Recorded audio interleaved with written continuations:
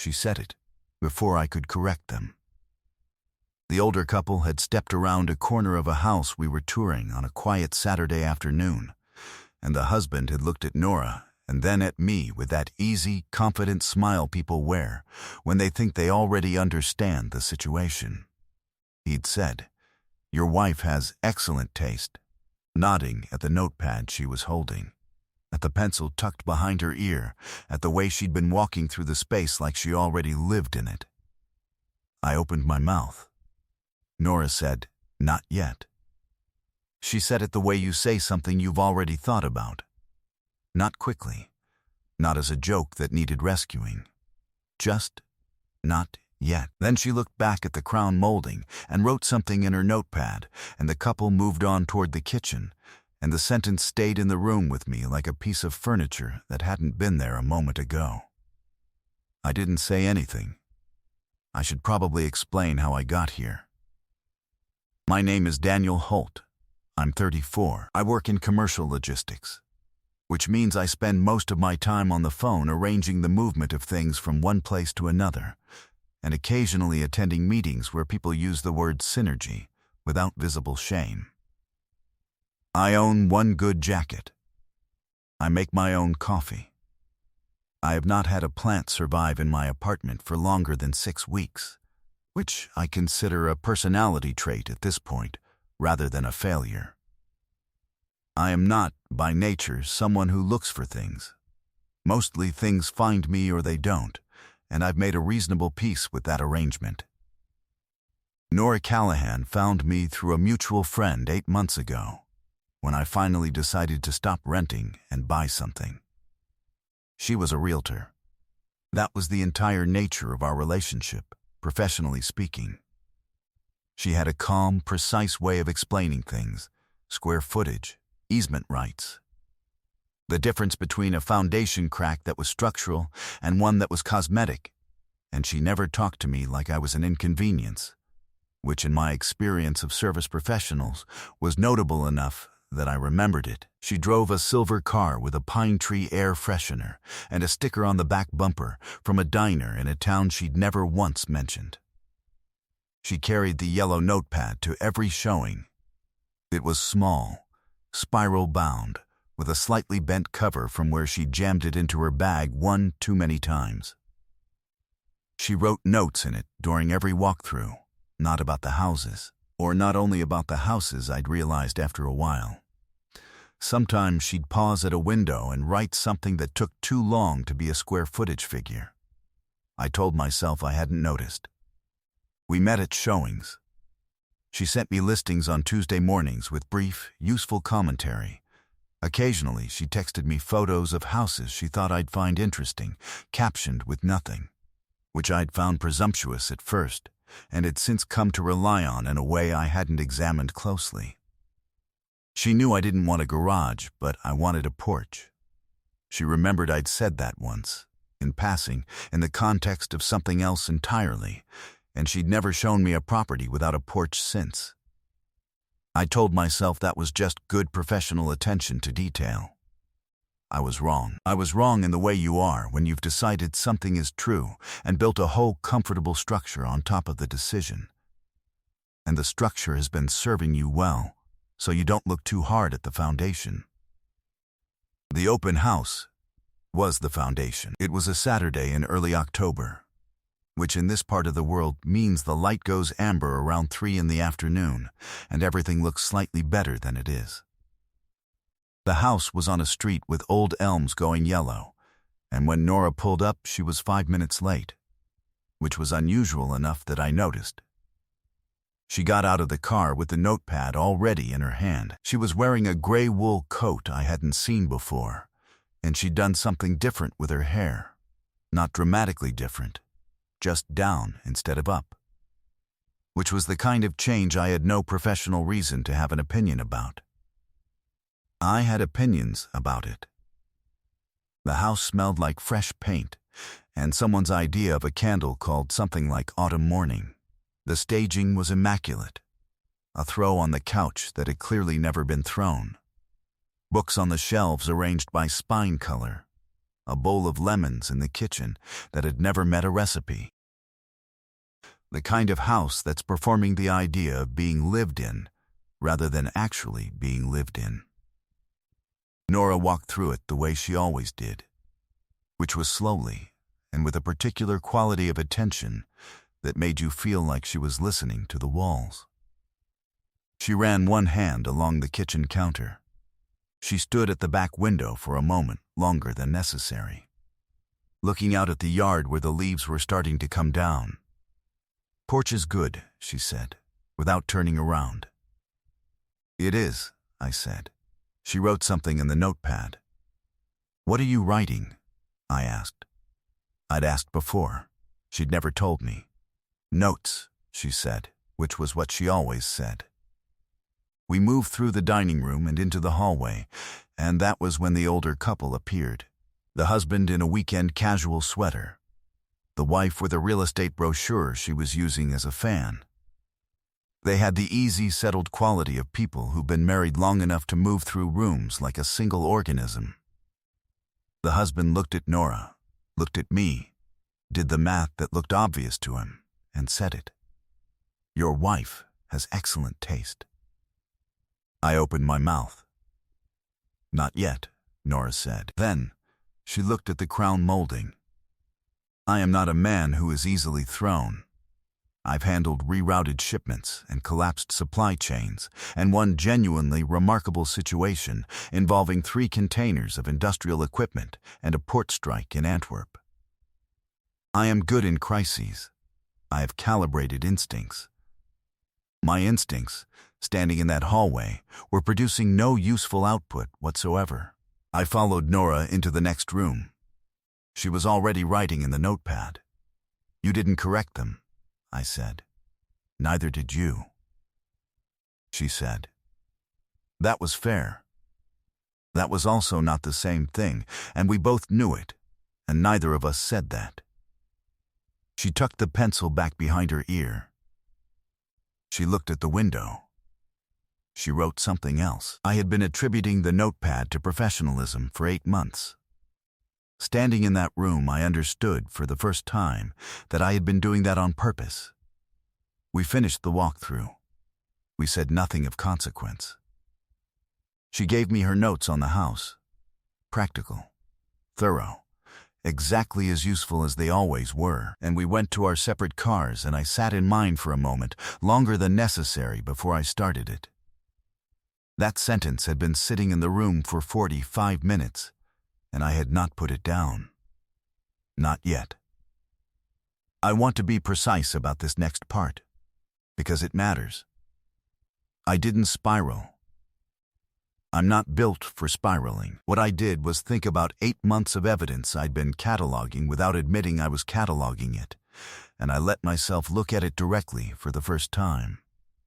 The Tuesday morning listings. The photos with no captions. The way she'd remembered the porch. The fact that she knew I drank black coffee because she'd been there once when I made it. Once, 4 months ago, and she'd never suggested otherwise. The way she wrote in the notepad at windows, which wasn't professional attention to detail. It was something else. I have poor survival instincts around competent women who know things about me I didn't tell them directly. This is a documented personal failing. I was willing to own it. The question was what I was going to do about it. Nothing, I decided. Obviously nothing. She was my realtor. There were professional considerations. There were lines. There was the entirely reasonable possibility that she said not yet because it was a quick, convenient deflection, and not because she had thought about it before, and the only thing worse than doing nothing would be doing something and being wrong about what not yet meant in that hallway. Nothing, I decided again. Firmly, with intention. I texted her that evening to say the kitchen counter had a soft spot near the dishwasher she should factor into the offer. She replied in 11 minutes with a photograph, not of the house, of a porch on some other street, with good afternoon light and 2 chairs. No caption, I looked at it for a while. 3 days later, I was at my desk when my phone rang with a number I didn't recognize, and a voice that turned out to belong to Nora's younger sister, which is a thing I discovered approximately 4 seconds into the conversation when she said, "Sorry, I'm Cass, Nora's sister. I'm calling from her phone because mine is dead, and I just wanted to make sure the 12:30 showing tomorrow is still on." It was. I confirmed it. She said, "Great," and then she said, in the easy, offhand way of someone who doesn't realize they're about to detonate something, "She talks about you. You know. The porch client. That's what she calls you." I said, "The porch client." "In a good way," Cass said immediately. "In a good way." A pause. "She's going to kill me for this. Never mind. 12:30. She hung up. The porch client. I sat with that for a moment. 8 months. I'd been the porch client for 8 months, which was either just a naming convention, a practical shorthand for someone she saw on Tuesday mornings, or it was the way you label something you think about enough that it needs its own word. I was not objective enough to determine which. I did not tell her I'd spoken to her sister. I showed up at the 12:30 showing, and she was already there, notepad open, pencil in hand, and she looked up when I arrived with the precise quality of attention she always gave things she was paying attention to, which included me, I now understood, more than I'd been giving myself credit for. "Good porch," she said, before I'd even looked at it. "You said that last week," I said. "I meant it last week too." She wrote something. "This one has morning light. The last one had afternoon. Different thing." I looked at her. She looked at the house. Something in my chest shifted. Not dramatically, just enough. The following Saturday, she showed me a house I had no intention of buying. I knew it the moment we pulled up. It was too big, on the wrong side of the city, and the commute would have added 40 minutes to my day in each direction. But she'd texted it to me on Thursday evening, and I'd said yes without reading the details carefully, which was information about me I chose not to examine too closely. The house was empty.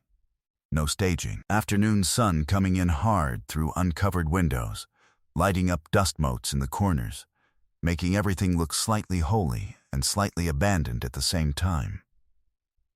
It smelt like old wood and someone's absent life. She walked through the rooms, and I walked slightly behind her, and we were the only people in the building, and the only sound was her footsteps on the hardwood and the occasional scratch of pencil on notepad. We reached the back room. It had a window that faced the yard, and the yard had a maple that had gone completely red, and the light through the red maple came into the room in a way that made the air look warm, even though the house was cold. She stood at the window. She didn't write anything this time. I stood behind her, and slightly to the left, and I was aware of exactly how much space there was between us, and aware that I was aware of it, which was the most honest thing I'd let myself feel in 8 months. She said, "You're not going to buy this one." "I know," I said. "I know you know." She still hadn't turned around. "I showed it to you anyway." "Why?" She turned then. She was holding the notepad against her chest with both hands, the way you hold something when you need something to hold. She looked at me with a particular directness she usually reserved for structural assessments. "Because it has the best light I've seen in 6 months of looking," she said. "And every time I see something like that, you're the first person I want to tell."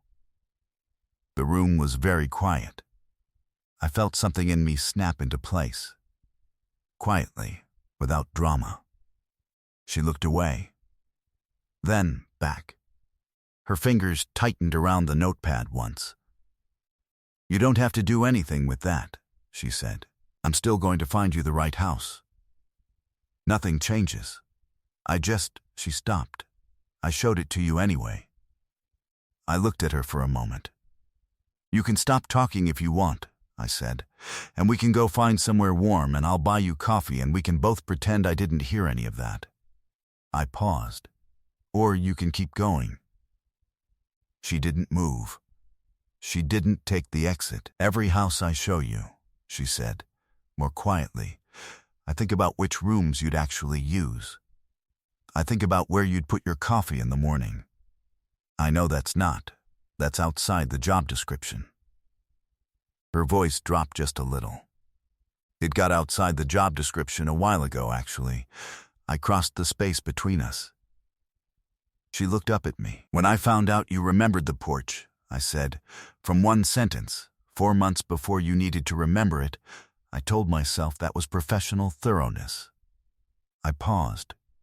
I was very committed to that explanation. The smallest real smile from her. How long did it hold? Until the open house. She held my gaze for 1 second longer than felt safe. Then, she didn't look away. I put my hand out, palm up. An offer, not an assumption. She looked at it. She set the notepad down on the windowsill carefully and put her hand in mine, and that was the decision.